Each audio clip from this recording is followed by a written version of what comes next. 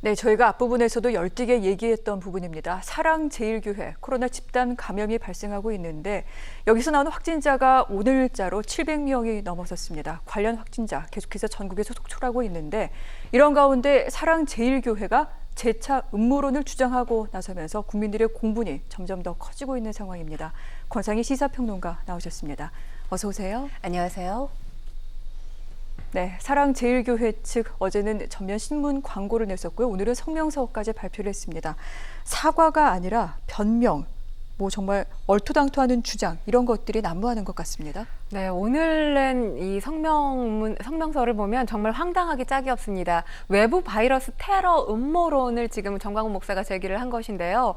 그동안 이 사랑제일교회 방역 당국에 잘 협조해 왔다라는 것이 정광훈 목사의 입장입니다. 그런데도 불구하고 본인 교회에 왜 이렇게 외부 이 바이러스 테러가 발생했는지 고민을 하게 됐다고 하면서 지금 얘기한 걸 보면 이전에 바이러스 테러를 당하기 이전에 제보자 5명이 있었다고 합니다. 그러면서 이 바이러스 테러가 사랑제일교회 안으로 숨어 들어온다 이런 이야기를 들었는데 그때만 하더라도 심각하게 받아들이지 않고 아무리 악한 공산주의자나 주사파라 하더라도 이런 일을 벌일 수는 없다 이렇게 생각을 했다고 해요.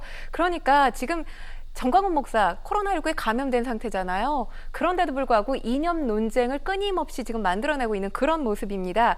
그러면서 본인이 느낀 이제 결론이라고 한다면 외부 불순분자들의 바이러스 테러 사건이다 이렇게 느꼈다고 합니다. 그러면서 지금 사랑제일교회가 10년치 이 명단을 보건소에다 제출해서 보건소도 감동했다고 해요. 근데 이것은 어디까지나 보건소의 입장이 아니라 사랑제일교회 전광훈 목사의 입장이죠. 그러면서 이제 지금 이 전날 교회를 대상으로 진행된 서울시 방역당국의 현장 조사에 법적 대응하겠다 이런 입장을 밝혔는데 국민들이 봤을 땐 이것이야말로 적반하장도 유분수지 이런 말이 떠오르죠. 그런 모습인데 제가 얼마 전에 SNS를 통해서 이 국민들 글 올려주신 걸 굉장히 많이 봤는데 지금 사실 화두가 정광훈 목사와 사랑제일교회 신도들이 SNS의 화두예요. 근데 어떤 분이 올려주신 글 상당히 마음에 와닿는 글이었는데 우리가 요즘에 종교의 자유, 집회의 자유, 표현의 자유, 자유라는 말을 참 쉽게 합니다. 그런데 책임이 따르지 않는 자유는 박탈되어야 마땅하지 않나 이런 글이 올라왔습니다. 과연 지금 정광훈 목사와 사랑제일교회 신도들 책임을 가지고 이 자유를 행사한 것인지 묻고 싶습니다. 정말 이 코로나 위기, 아이들 학교도 제대로 가지 못하고 상가들은 속속 지금 문을 닫아야 되는 상황까지 처했는데 이런 가운데 교회라고 얘기를 한다면 어떤 행동을 해야 될지 아마 더 잘 알고 있을 겁니다. 그럼에도 불구하고 교인 명단을 제대로 내지 않아서 어제 이 부분 행정당국이 집행을 하러 갔는데 끝까지 내놓지 않고 밤샘 대치를 벌였죠. 그렇죠. 보건소를 어떻게 감동시켰다는 건지 사실 납득이 되지 않습니다. 지금 사랑제일교회 측이 보건당국의 명단이라고 해서 제출한 명단이 900여 명이라고 합니다. 근데 중요한 건 사랑제일교회 측이 지금 추정하고 있는 교인 수가 2,000명에서 3,000명이라고 해요. 그러니까 본인들이 추정한 명단, 그러니까 교인 수의 절반도 미치지 못하는 명단을 지금 제출한 건데 방역당국이 여기에 이제 의심을 품고 현장 조사에 나선 건데 지금 교인들의 저지로 인해서 제대로 된 명단 확보가 되지 않았습니다. 그래서 오늘 보고 이 교회 진입을 시도할지 검토하고 있는 것으로 지금 알려지고 있는데 이 밤샘 대치를 하게 된 이유, 대국민 입장문이라고 해서 낸 글을 보면 알 수 있습니다. 이 정부가 사랑제일교회와 광복절 집회, 단체 그리고 집회에 참여한 사람들을 대상으로 무한대로 검사를 강요해서 확진자 수를 확대해 나가고 있다는 게 지금 정광훈 목사의 입장이에요. 그러면서 확진자 수가 아니라 비율로 정확하게 발표를 하라고 지금 요구를 하고 있는데 어느 나라도 확진자 수를 비율로 발표한 나라는 없습니다. 비율이라고 한다는 게 지금 사랑제일교회발 비율을 말하는 건지 어떤 비율을 말하는 건지 전혀 지금 납득이 안 되는 상황이고요.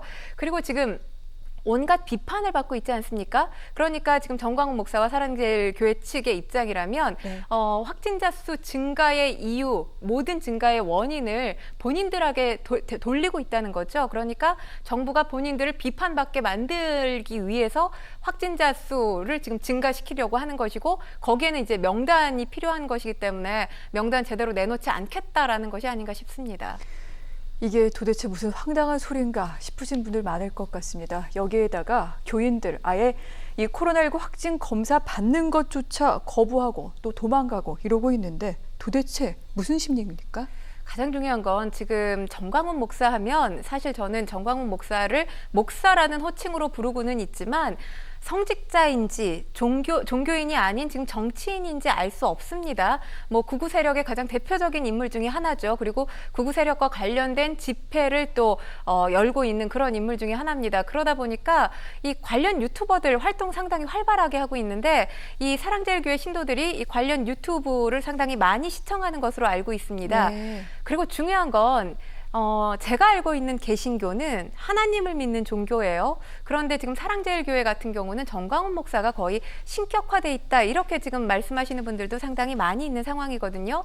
신격화돼 있는 목사가 이야기를 한다는 건 곧 신도들이 그 말을 100% 전적으로 믿게 된다는 걸 뜻하거든요. 근데 지금 중요한 게 이 외부 바이러스 테러론이라는 건 사실 어디에서도 제가 들어본 적이 없는 이야기입니다.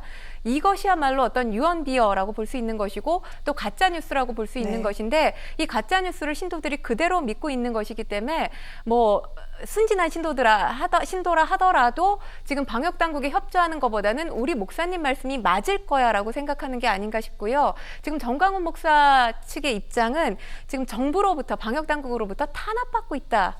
탄압에 대한 어떤 프레임을 가지고 이 문제를 들여다보고 있거든요. 그러다 보니까 확진자라고 판별을 받은 지금 신도들이라 하더라도 탈출하는 정말 웃지 못할 총극을 지금 벌이고 있지 않습니까? 본인이 확진자라는 걸 믿지 않고 있는 상황입니다. 가장 중요한 게 신천지와 다른 건 신천지가 그냥 비협조적이었다면 이 비협조에는 어떤 사회적인 시선 때문에 숨어 들어가는 그런 모습이 있었는데 지금 이 사랑제일교회는 그것과 다른 비협조예요. 탄압받고 있기 때문에 우리는 협조하지 않겠다라는 것이거든요. 네. 그래서 이 또 근원은 가짜뉴스도 하나의 원인이 될 수 있고요. 그렇기 때문에 지금 비협조적인 신도들 제대로 검사를 받지 않거나 검사를 받고 뭐 탈주하거나 이런 신도들 같은 경우는 감염병 예방법상 이 300만 원 벌금을 받게 되잖아요. 이런 사람들에 대한 법적인 조치뿐만 아니라 저는 가짜뉴스를 퍼뜨린 사람들에 대해서도 네. 법적인 조치를 취해야 된다고 생각을 합니다. 지금 왜냐하면 특정 종교단체에 의해서 지금 공동체 선이 무너지고 있거든요. 회복하기 위해서는 공동체가 네. 약속한 것으로 회복을 해야 되는데 공동체의 약속이라고 하면 법을 의미합니다. 법적인 조치 취해야 된다고 생각합니다. 네. 엄정한 법 집행에 대해서는 오늘 오후 2시에 법무부 장관, 행정안전부 장관, 방송통신위원회까지 나서서 이 가짜뉴스에 대한 처분, 이 법적인 대응을 경고한 바 있습니다. 이 교인 여러분들 그리고 가짜뉴스를 믿고 계시는 분들이 계시다면 분명히 잘못됐다는 거 다시 한번 좀 알려드릴게요.